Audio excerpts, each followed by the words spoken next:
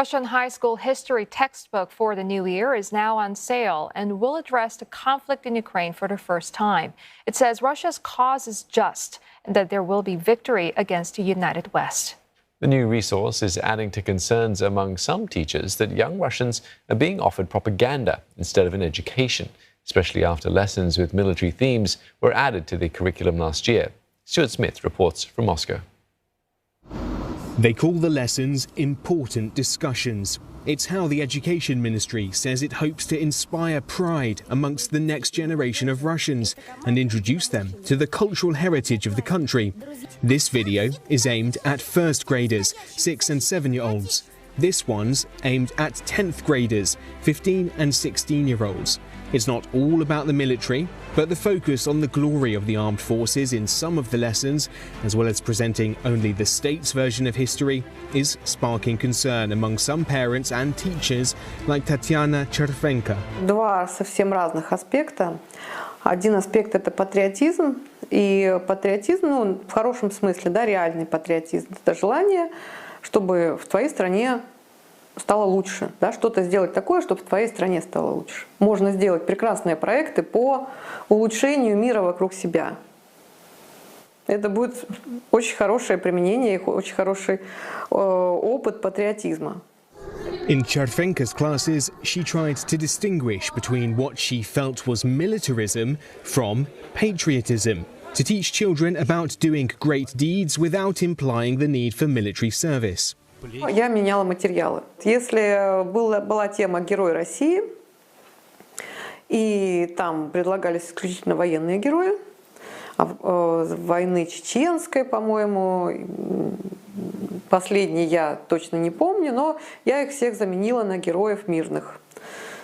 Тех, кто там хирургов, спасателей. In response to these actions, she claims she was sacked, and a court upheld her dismissal last year.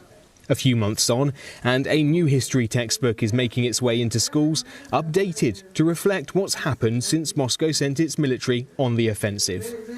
Much like the government, this textbook draws parallels between today's fight against Ukraine and the historic fight against Nazi Germany. It doesn't contain references, but it does contain a lot of conclusions about how this is going to end. It tells students, our course is right.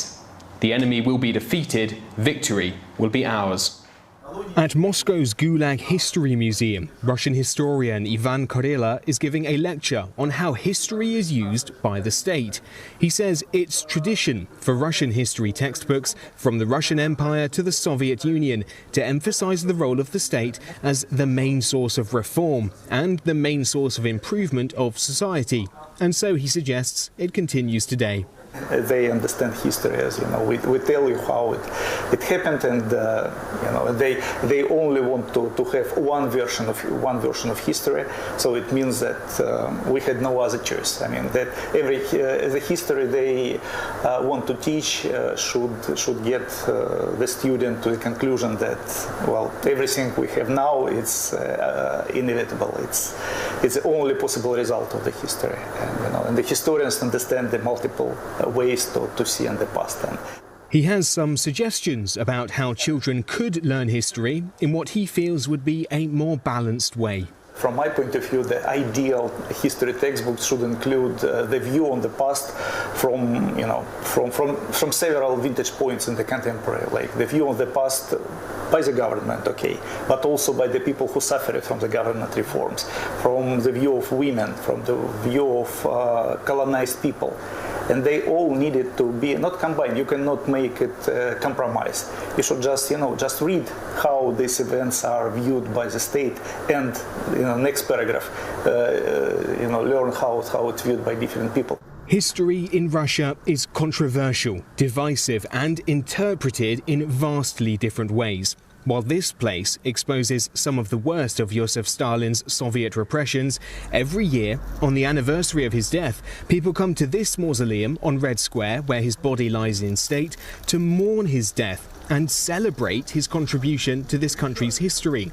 They feel he's been mischaracterized and that history's been too harsh on him. With these classes and history textbooks laying out Vladimir Putin's first draft of history, his government has a head start on moulding the interpretation of the past year and a half in the minds of Russia's future leaders, however that future may look. Stuart Smith, CNA, Moscow.